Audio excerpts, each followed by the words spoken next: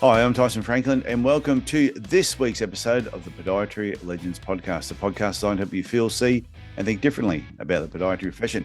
With me today is Anne Melville from Anne Melville Podiatry in Gourock, Scotland. And I know I have said that wrong, Anne, so can you please tell me, how do you say it properly? Bad. Gourock. Gourock. Gourock. Yeah. Okay, That's it. You've got it.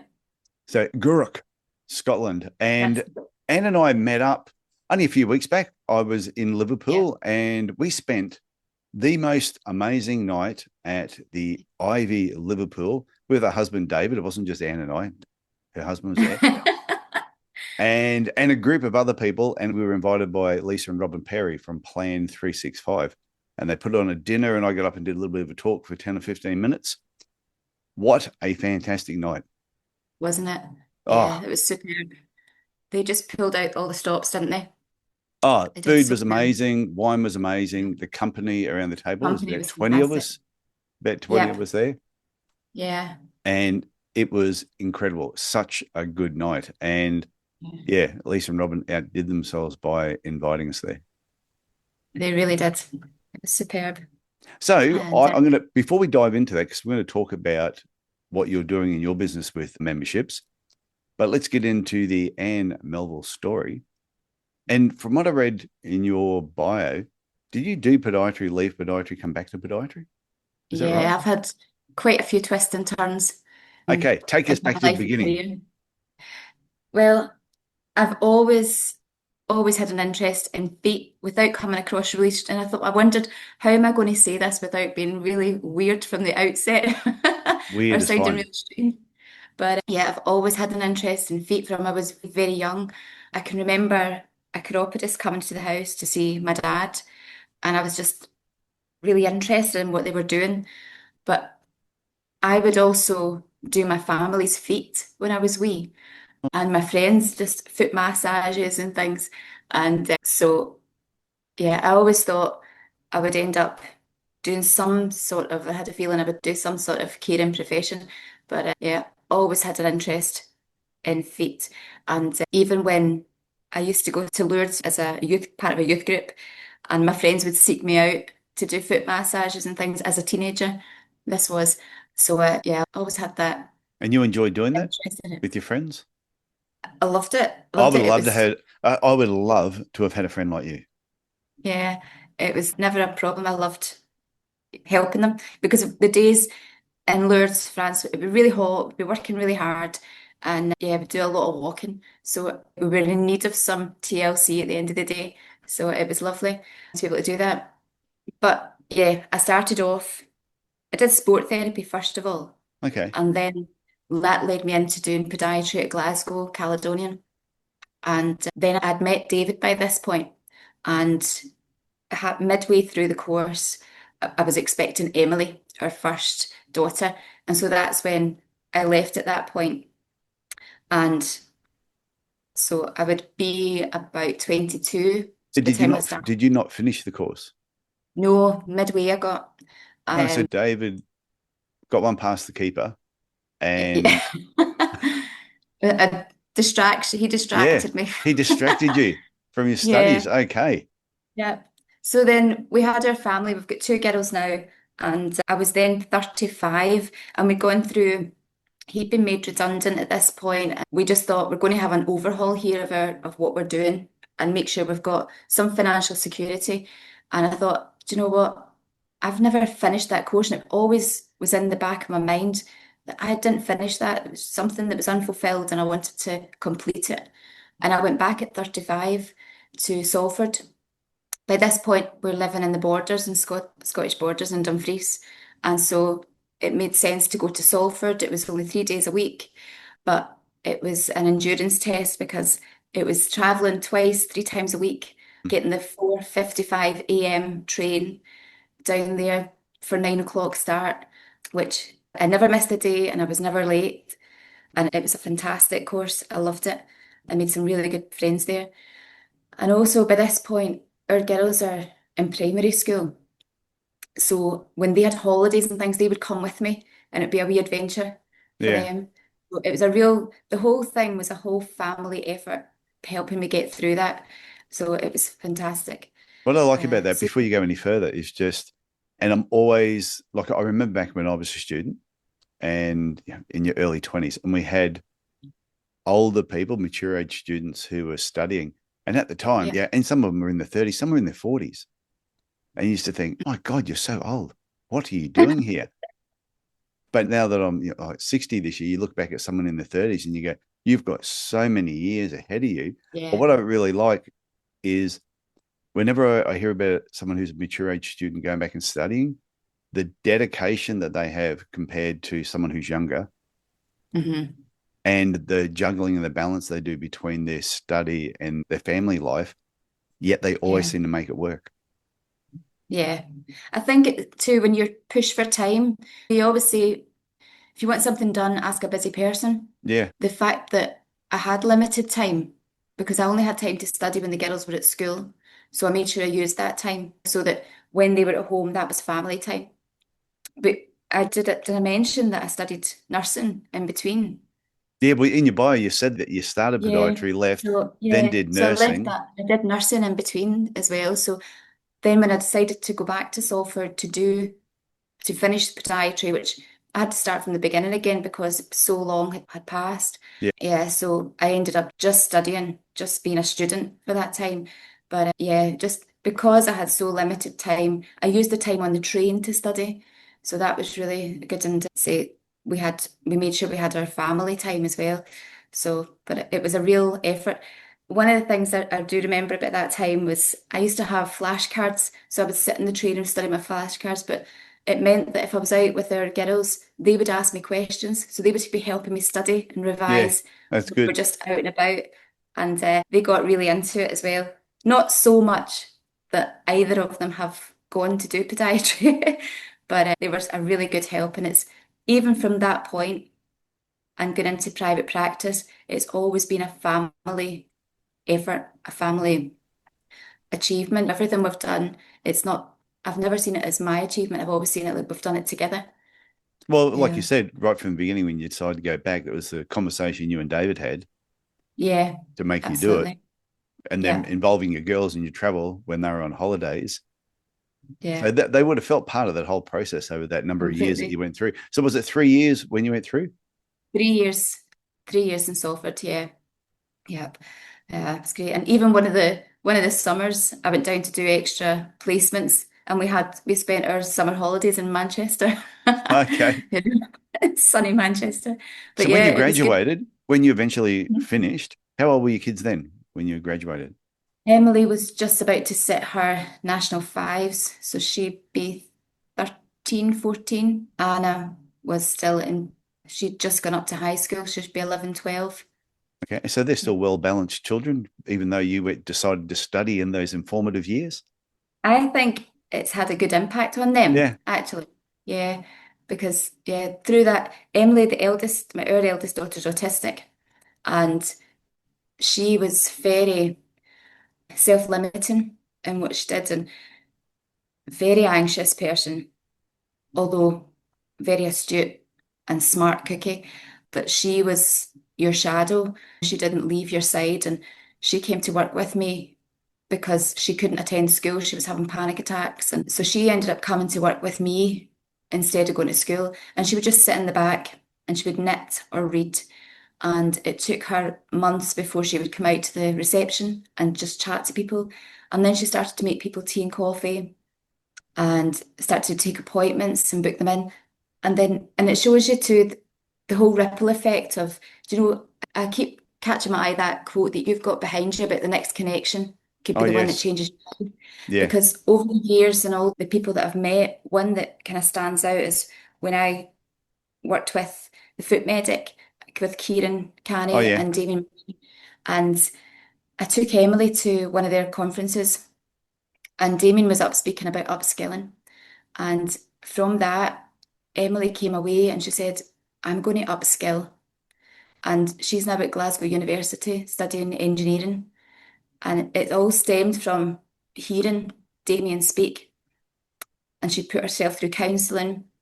And she's now 25. So Yeah. it's taken her a long time to get to that point. But it shows you that just making those wee connections and hearing from other people how much impact that has on you. Yeah. What I think is interesting is I love how like some people will use their family as an excuse not to do something.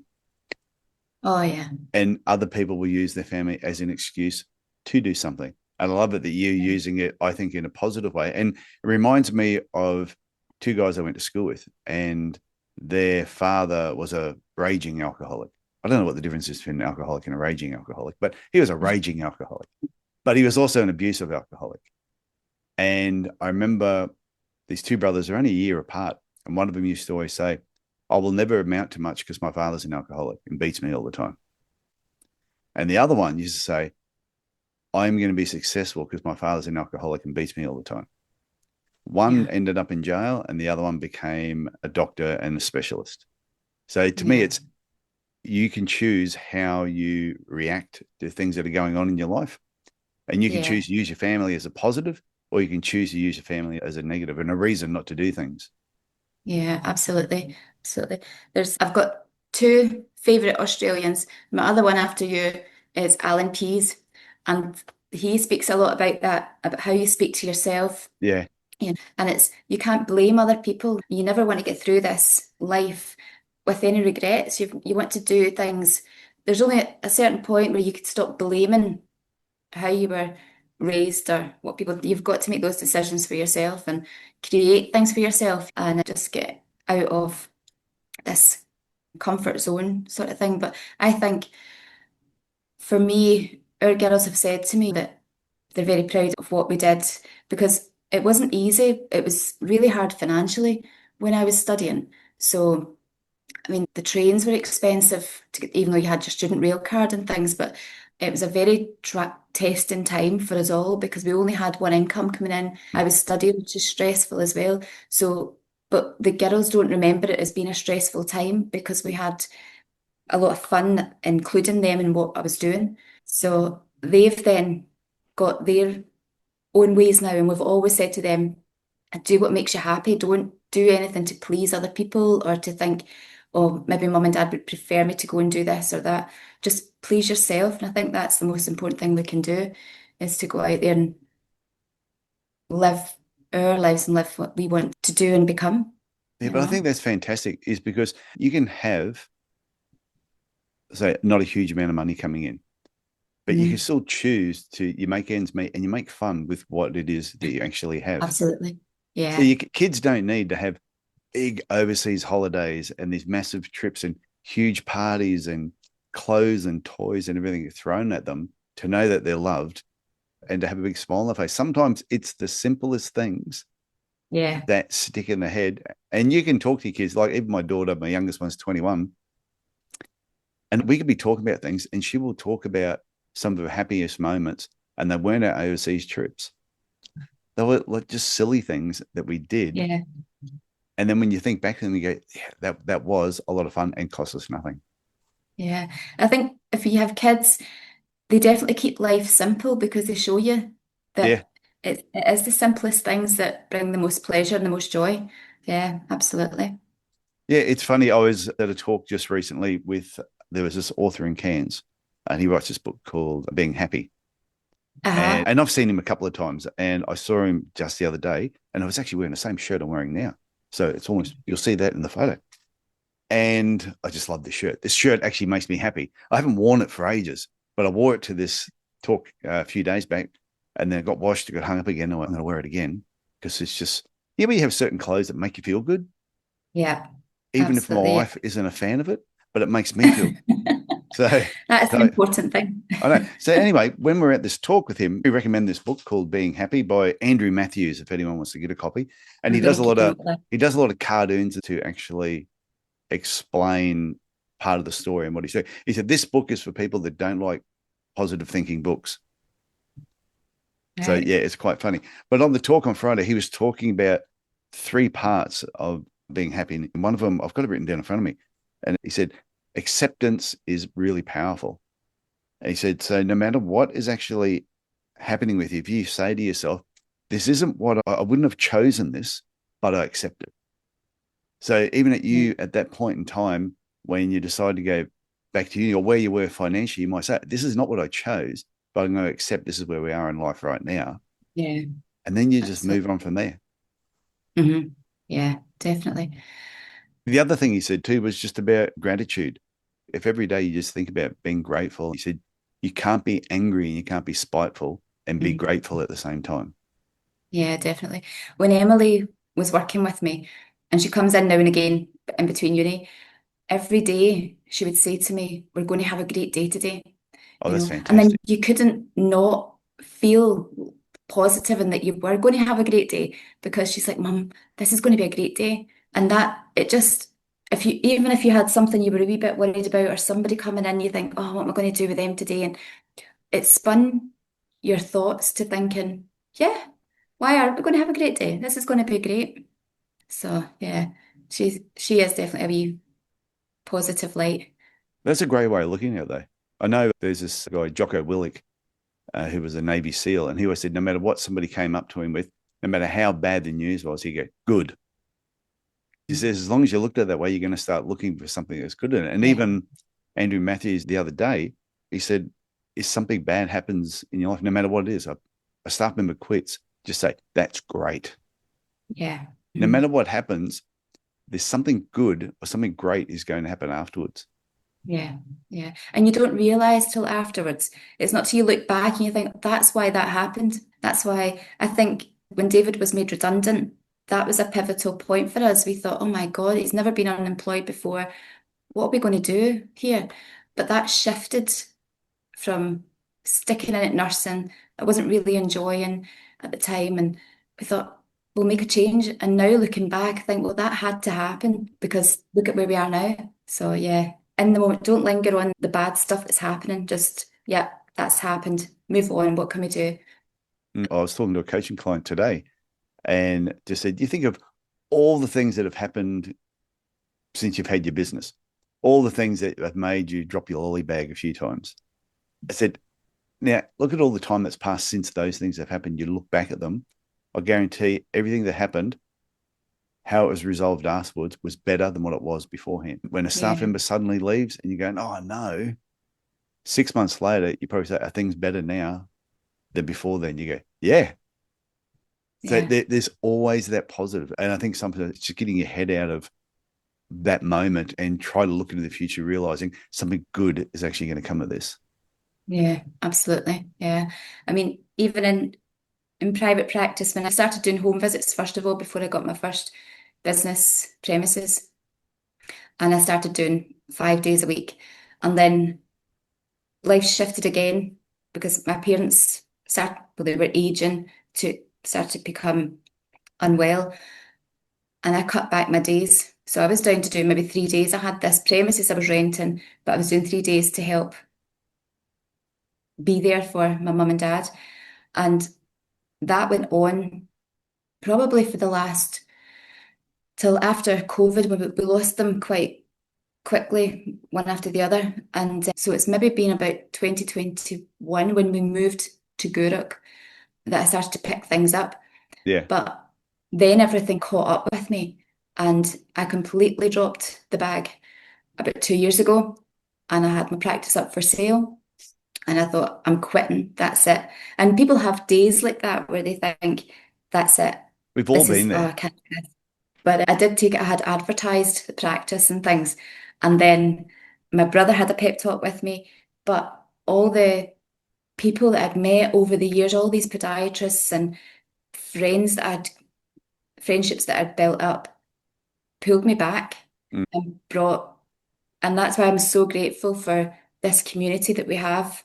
And I don't realize, think we all realize what we've got hold of here and how it's so special, this podiatry community and other health professionals that we meet going forward. But that's what pulled me back are these friendships. Yeah. Um, It's one of those and things I always yeah, say. I don't know if you're at my talk I did last year in Liverpool about happiness and yeah, achievement being independent yeah, variables. And one of the things I said in that is connected podiatrists don't leave the profession because when they're at mhm, that point where they just feel like throwing the towel in and I've had a gut full of this, I don't want to look at any more feet. When they're right at that point of wanting to leave, they then start recalling the friendships that they have. Yeah. And then they start talking to people, and then those people will start helping them think through the process of why they're feeling the way that they are. And then when they start making changes in a positive way, they stay. But disconnected podiatrists, the ones that don't have podiatry friends, who sit in their clinic or don't attend events and don't even try to make friends in the profession, when they're decided they're going to leave, they leave, because there's nothing tying them to the profession. And they're usually always the ones too that will post anonymously, because I think podiatrists that got friends will send a message to their friend and go, hey, what do you think about this? Whereas disconnected ones go, I've got no friends. But anyway, I just think where you were in your career at that time when you felt like selling everything, I think we've all been there at a certain time in a career. I was at that point where I'd had enough. I was approached. I was offered really good money to sell it. And then I spoke to a couple of podiatry friends, and they went, what are you doing? Why would you sell it for that price? And it was good money at the time too. I decided not to. And then 8 years later, I did sell it for about 3 times more. Yeah. And then it was the right time then. Yeah. It's great to have that soundboard, isn't it? Just that different point of view. And But that's why people need to attend events. They need to go to like the Foot and Ankle show and different conferences when they're on, because they need to connect with people. Yeah. But even you have some people that don't particularly like these big events, and there's so many smaller events in different regions. We have the Scottish one-day conference, and it's brilliant. We try and get it all round Scotland every year. So last year it was Glasgow, this year it's going to be Stirling. And that's brilliant because it's not as big as the Foot and Ankle or the main conference by the Royal College. So there's something for everybody. We have wee branch days as well. And there's definitely something out there for everybody, but it's so important to engage with people. I think you grow so much as a professional, but also personally as well. And you build these relationships, and particularly where you're working on your own, it can be very isolating. It's a bit like when you pass your driving test and you start driving yourself and you pick up maybe bad habits, or you get a wee bit sloppy. And if you get somebody, we used to do clinical supervision when I worked in the NHS, when I just qualified. And then I would go around and speak to other private practitioners, or I'd have people into me, and it puts your game up when you have these people coming in, because you think, right, I need to look at what I'm doing, or you see what other people are doing, you think, oh, I like how they do that. I'm going to take that. So you're always learning, and it's so valuable to reach out, to engage with other people and build these relationships. And it's doing it multiple times as well. It's not just to turn up to one conference once, do it once and then disappear for 10 years. It's like you and I, for example. I feel like I know you really well. One, we had that dinner together with you and David. Then you were at the workshop I did in Glasgow, which is a very interesting city. I watched someone get knocked out after that. There was a soccer match, and somebody said to me, be careful when you're walking around, because the 2 main teams in town, one's lost. There's going to be some grumpy people out there. And I'm walking back to the hotel, and there's a big fight broke out right out front of my hotel in the street. And this guy just got flattened and stomped all over. And I was going, whoa. But then there was a fire up the street, so I was more focused on watching that building burn down. No, it was quite an eventful time when you were in I know. Glasgow. But anyway, so you came to the workshop, but then afterwards we went and played mini golf together. And never seen someone. David was quite frustrated. Well, he's a golfer. Not a crazy golfer, but so. But it's those type of connections where we met at a dinner, then you're at the workshop that I did, and then we do a bit of a social thing afterwards, a few drinks, and play mini golf. And straight away, when you meet someone multiple times, that's how friendship developed. And I did notice before you said I was one of your favorite Australians. So that did not go. I did not notice that. I did notice you say that. So that's always good. Well, I think I hear you so often. And actually, when I listen to the podcasts, I'll share them.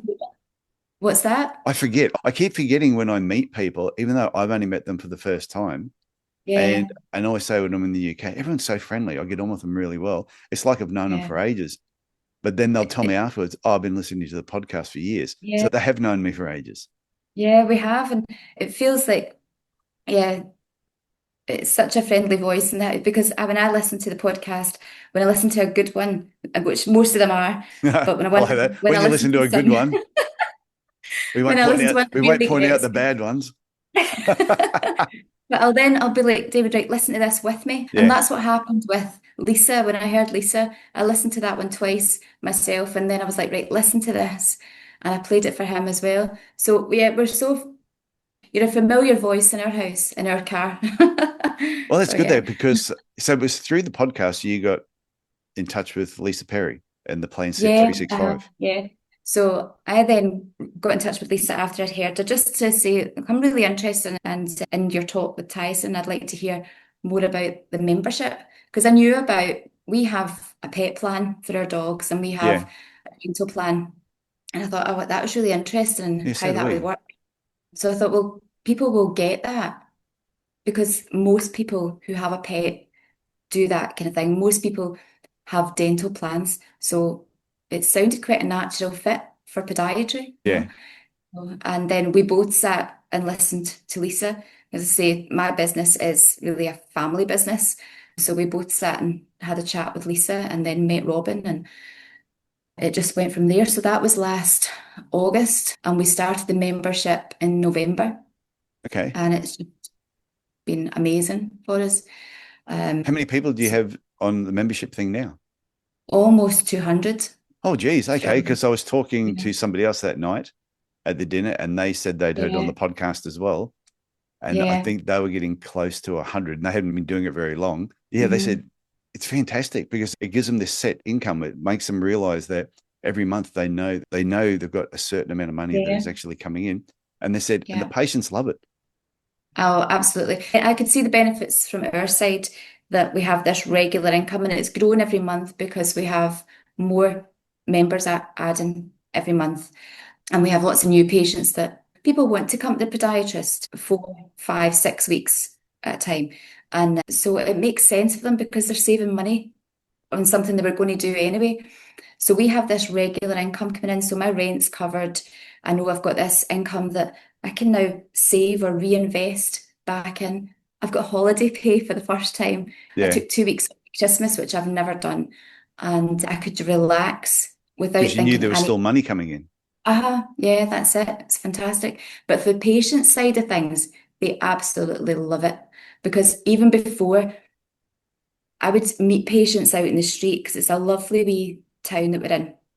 And they would introduce me, this is my podiatrist, Anne. And now it's like, this is their practice. There's so much belonging to the practice. We've built this. In my head when we started, I wanted to create a community. And I thought, what else can we do with this? What else can we offer our members? And so we've really built this community now. And we had our very first members event last Sunday, Yeah. and that was fantastic. What'd you do? So we booked the local bowling club, which is right up the street from the practice, and it was called Active Aging, and it was to try and get people that are coming to us really value what we do. They value their own foot health. A lot of people are very active. There's a lot going on in Gourock. We have curling, we have a yacht club, boat club. There's loads of stuff, loads of sports going on. What's the population of where you are? Because you said it's a wee town. It's a wee town. Oh God, I don't know. I'll get back to you on that. I have no idea. I'll ask David. This is his hometown. He's from Gourock. It's his hometown. He was brought up there. I'm There's Googling like it right now as we talk. right. Okay. Okay. Now you Can keep edit that. talking. I'm just, So we booked the local bowling club and I've made some good connections, really good connections with other health professionals in the area. So we invited a local physio, chiropractor, my colleague Mags, who's an MSK podiatrist, a yoga instructor, and we yeah. had wee mini sessions with these professionals. And the the patients that were there we had a cracking buffet provided by a local restaurant, and then they had wee meetings with these professionals and got a wee insight into what they all do, how they can keep them moving as we get older, and the importance of movement as we get older. And everybody had a thoroughly brilliant time. How many And patients so came much, along? 40. Oh, it's good. Yeah, we had a good turnout for our very first event. Absolutely. And so much so that yesterday, some of them were in for their regular appointment yesterday, giving me suggestions for the next one, Well, who that's we what you could want. invite. Yeah, absolutely. It was brilliant. So you know Yeah. the population of where you live? Go on then. Go on then. It's about 10, 10,000. Yeah. 10,000. There you go. So that's the thing, though, is you don't need to have a huge town to have a very successful business. Yeah, that's it. Well, our practice is the only podiatry practice in the town, but Okay. within a couple of miles, you've got another one. But I think when we were in Dumfries, what happened to me in Dumfries was that I opened up this practice and I kept myself to myself. But I had a lovely podiatrist walk in one day. Her name's Susan. Susan walked in and welcomed me and said, "Oh, it's lovely to have you here. My practice is just up the road." And it literally was kind of on the same street. Yeah. And her friend Lorna had another practice down the road. So there was three of us within a short distance of one another. And we got on so well. She invited me out with her and Lorna.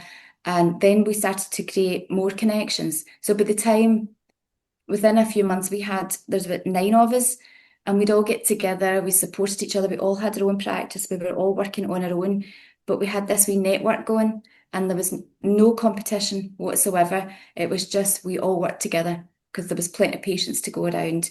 And the same thing has happened throughout my career. I've got wee clusters in Glasgow. We've got the Glasgow branch. We all have our own wee practices. Some are still within the NHS as well. And it's just so positive that we all kind of work together, support each other, Mm. even though we're not really benefiting from each other business-wise in that sense, but we are benefiting from the connection, from Oh, learning from each other. mentally, it'd be great for you, though. It's fantastic. And I'm so grateful because Susan opened my eyes to that being possible. Mm. That I was frightened to go and knock other people's door to say, "Hi, I'm here," thinking that I'm stepping on their toes, pardon the pun. Yeah. But they were just so welcoming, and it was fantastic to have that experience right from the start. And I've just carried that with me. So not just with podiatrists, but introducing myself to other health professionals that I think I could be recommending you to people. And we do that. So Fiona, who's a chiropractor, and Alison, who's a physio, we share what we do and what they do with our patients. So we really do benefit our patients in that way as well, because we don't keep that to ourselves. We talk about one another and the benefits of going to see another health professional alongside what I'm doing for you. Mm. This would really benefit you as well.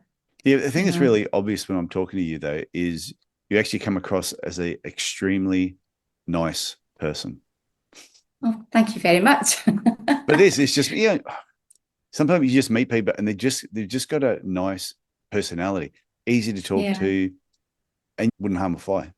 Like you could be a serial killer, I don't know, but you don't come across that way. So I could see how you're meeting other people and networking, people would be attracted to you very easily because you're easy to talk to. Yeah, I hope so. I think, people do feel comfortable. I wasn't actually sure about coming on the podcast, if I'm perfectly honest with you, Everyone because I says thought, that. what will I talk about? Yeah, What I is got really nothing to say. interesting? I got nothing interesting in my life. I got nothing to share. What's anyone going to learn from me? That's Yeah, what I hear I a know. lot. And the people that say that the most are usually some of the best episodes. Like this one will be. Yeah. And you do a lot of comparison, don't you? I've heard a lot of the podcasts, and you do a lot of comparison. You think, God, they're so interesting. They're doing so much. And so I had a wee wobble, and I tried not to think about it too much because I've heard one of Arnold Schwarzenegger's quotes was like, just get up and do the thing before you engage your brain. Because once your brain kicks in, you'll talk yourself out of it, you Oh, know? yeah. Yeah, so a couple of weeks ago, I was having a wee wobble about something in work, and one of my patients, who's a therapist, I go to her for reflexology, and she said to me, "Stop comparing yourself to other people. It's stealing your joy, first of all, this comparison. Yeah, it's true. I come here, and it's a haven. I never want to miss my podiatry appointment. I look forward to it every time it's coming round, and you provide a haven for me. And I thought, yeah, that I love what I do now. I've had a Mm. wee blip and will do, but I actually love the way these patients make me feel because they've joined our membership, but they've joined me. It's over the years. This is 10 years now that I've been in private practice this year. And it took me a while to realise that they're not really joining up because one of the elements is that they value their foot health, they value their foot care, but they enjoy coming to me. Yeah, it's true. And that's a big thing, that it's what you provide for those patients. They look forward to coming to you. So yeah, you've got to take credit for that as well, but it's just really hard to do without, you don't want to blow your own trumpet sort of thing and Oh, sound a yeah, I bit, know. Sometimes but you have to just get out there and go to do. You just got to do it. yeah, You got to yeah, realize sometimes you just got to get that point where, as a podiatrist, you just go, you know what?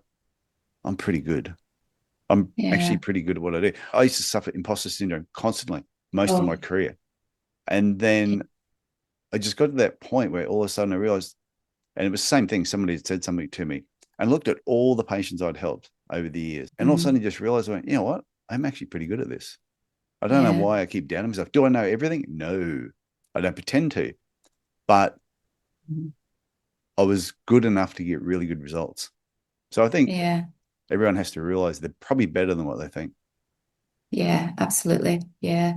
I think I had a thought to myself that, as people come into you, and you can maybe see 10 people in a day, and as people come into you, I now make a conscious effort to think this is their first. So they come in at 9 o'clock or 5 o'clock. This is their first time seeing me today. I've maybe seen 10 people, but when I see that person at 5 o'clock, I've got the same enthusiasm, the same energy for that person because they didn't see me at 9 o'clock. They didn't see me when I was full of energy. So I need to make sure I've got that and bring it with me for that person at that time. And I think because you do make that conscious effort for everybody, yeah, you're putting them first.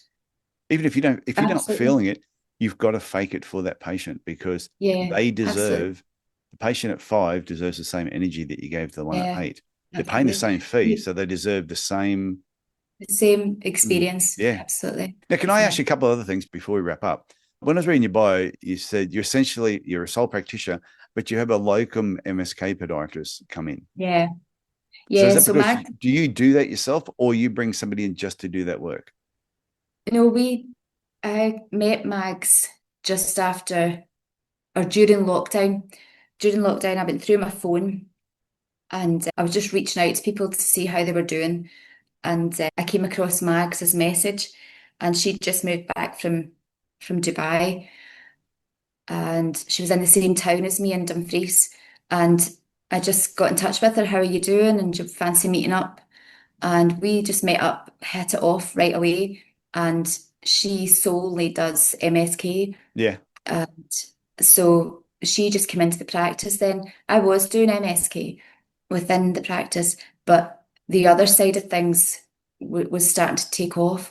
So I do everything else, which I really enjoy the routine. I enjoy vascular, I enjoy my nail surgery and needling. So I was doing all of that and she was taking over MSK.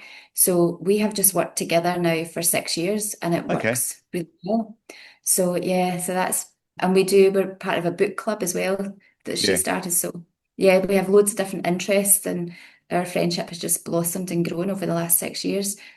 She's an amazing podiatrist. So yeah, she's fabulous. I think that's fantastic. So before we wrap up, have you got any other wisdom or anything that's going on in your head you may have written down a note of anything you want to share with the people that are listening now before we finish? What's really helped me in growing me professionally is all these connections that I've made. So if I was to give anybody a top bit of advice, it would be to not be an island and get out and meet other people, get to conferences, get to events, whether it's big ones or wee ones local to you, and meet people. You'll grow so much and you'll develop professionally and personally, and you've got that backup that you need. You don't really know you need it right away, but you'll have it there for you at times when they get a bit tough. So yeah, to have that, and also to keep listening to the Podiatry Legend podcast. Oh, perfect Because tip. you learn Couldn't have so said much. it better. There's honestly, I have reached out to several people through the podcast. Oh. Yeah, just to find out they're doing something different. They've got a different approach. So there must be about 5 people that I've met. Well, I haven't actually met everybody face to face, but I have got in touch with them to say to them that was a fantastic talk that you had with Tyson, and I was really interested in this that you mentioned. And yeah, so don't be afraid to reach out to people. And I think you probably think nobody's listening or nobody's watching you, but actually people are watching. They might not comment, but they are watching and they're taking in what you're doing. So, and I also think, because that wee blip that I had about comparing myself, we're all doing something worthwhile, even if we're not doing the big singing and dancing treatments and have the big equipment and all this kind of thing. We're all doing something worthwhile for our patients, and we should take credit for that. And there's always somebody that could learn something from you, even though you think you're just a little person in a big pond. There's always somebody out there that is admiring you and thinking they're doing a really good job and I want to be more like them. But we don't always think that about ourselves. We think that about other people that are doing so much better than us. Yeah, I encourage people, if you hear someone on the podcast like yourself, Yeah. that if you really liked what they said, it's just send them an email, hunt them down. You go Anne Melville Podiatry in Gourock, Scotland. Gourock, Uh-huh. Gourock. Yep. Hunt you down and just send you an email and say, hey, I love the episode. Because I know right now, whether you get 1 or if you get 10, every time you get one of those emails, you're just going to go, oh, you're gonna feel absolutely fantastic. So I encourage everyone, send Anne an email. If you got this far in the episode, send Anne an email and tell her how much you enjoyed it. And if you didn't enjoy the episode, just keep it to yourself. If you got this far and didn't enjoy the episode, then there's something wrong with you. You have problems. Yeah. There's nothing we can help you with. We can't fix you. Anne is a super nice person and she is nodding and agreeing with me. Absolutely. Yep. So, Anne, I want to thank you for coming on the Podiatry Legends podcast, sharing, because what you've shared with me on this episode was nothing that we spoke about at the dinner or at the dinner. No. We didn't really talk a lot at the dinner. We just said hello, goodbye. It was quite quick. I was talking to David most of the time. Yeah, you're at the other end of the table. We were all split up. We didn't get to choose who we sat with. Yes, so, I know. And that was really good as well, because then you were meeting new people, and yeah, that was lovely. Yeah, it was good. But I want to thank you for coming here, sharing all your story with me and your insights and the amazing relationship you have with your husband, David, with your kids, how you got everybody involved in your whole journey of going back and studying podiatry again. This has actually really inspired me. So thank you very much. Thank you. Thanks so much, Tyson, for asking me, because it's really pushed me out of my comfort zone. So thank you. No, this has been brilliant. So thank you very much. Cheers. Well, I hope you enjoyed this conversation with Anne Melville today. And if there's one thing I took away from this particular conversation with Anne, it's this: you don't need a massive clinic, a big team, or the latest shiny equipment to build something meaningful. What you need is connection with your patients, connection with your peers, and just as importantly, connection with yourself. Anne built a thriving membership model in a town of just 10,000 people. That alone should make you stop and think, because it proves something I've said for years. Success in podiatry isn't about location, it is about relationships. Her patients don't just see her as their podiatrist, they feel like they belong to something, and that's powerful. That's the difference between running a clinic and building a community within a community. But there was another part of this episode that really stood out to me. Anne hit that point most of us have been at if you've been in the profession for a certain period of time. where sometimes you feel like you want to walk away, but she didn't. And it wasn't the money that brought her back, it was the people. It was the people she knew in the profession. And that's why you need to be connected. And that's why I always say, connected podiatrists don't leave the profession. So if you're feeling a little bit stuck, maybe overwhelmed, or you're just going through the motions, maybe the answer isn't doing more. Maybe it's reaching out. Maybe it's having a conversation with certain people that you know. Maybe it's getting around the right people at the right events.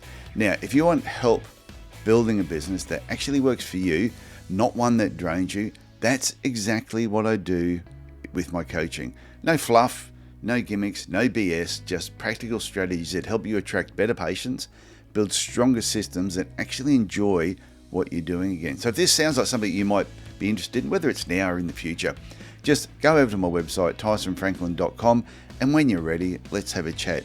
But until then, keep listening to this podcast, because the stories that I share on here, I tell you, this one with Anne, I was so inspired by what she has actually gone through in her career. I thought it was absolutely fantastic.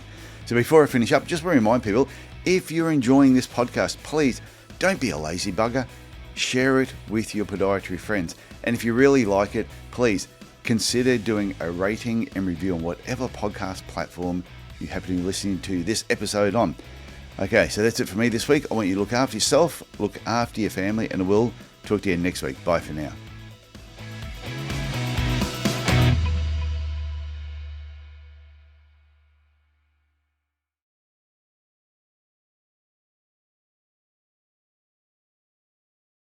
But if you're still here, that means you are ready for this week's Easter egg, which is perfect timing considering I'm recording and releasing this just before the Easter weekend.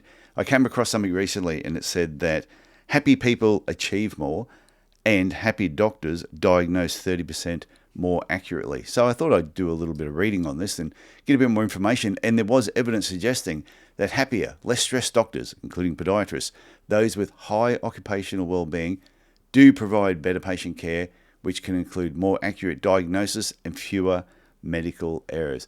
And that is why on this podcast, we talk a lot about mindset, why I talk a lot about happiness, why I have done talks in the past and will be doing more in the future about happiness and achievement are independent variables. So please, if you're not feeling as happy as what you should be, start doing some things in your life that do make you happy, and reach out to friends, family, colleagues that are uplifting. Reach out to people who you know that whenever you're with them, whenever you talk to them, you feel better for the experience. I think it's imperative for our profession, and I think it's imperative for everybody as an individual to try and find or to try and have more happiness in their life, and your patients will benefit from it as well. Hope you get something from that, and I'll talk to you again later. Bye.